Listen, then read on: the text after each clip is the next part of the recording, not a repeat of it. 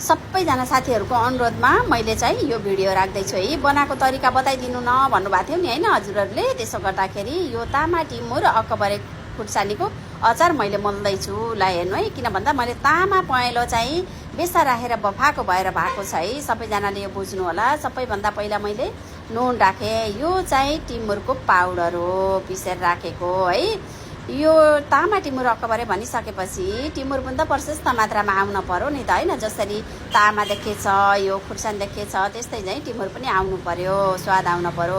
यो पछाडिबाट राखेको पहेँलो मसला चाहिँ 5 फुरनको मसला हो। मैले हजुरहरूलाई पहिलेको भिडियोमा भनेको थिएँ नि त सबै मसला अलग अलग पिसेर राख्नुपर्छ है साथीहरू भनेर।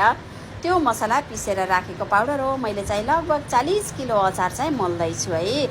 अलिकति बढी लाग्छ, तपाईँहरूलाई आफ्नो स्वाद अनुसारको नुन अनि मसलाहरू राख्नु होला। कसैलाई बढी मनपर्छ, कसैलाई कम मनपर्छ होइन। यो फेरि टिमुर थप्दैछु है। मैले यो टिमुर थप्दैछु किन भन्दा यो टिमुर चाहिँ प्रशस्त आउनुपर्छ नि त। यो 40 किलोमा लगभग 2 किलो जति टिमुर राख्नुपर्छ है। टिमुर पनि कति महँगो छ अहिले त। यस्तै गरेर मिलाएर सबैले मोल्नु होला। मैले फेरि यो मसलाको स्वादको लागि खुर्सानी राख्न बिर्सेछु के साथीहरू। त्यसो गर्दा मैले खुर्सानी पाउडर राख्दिनँ।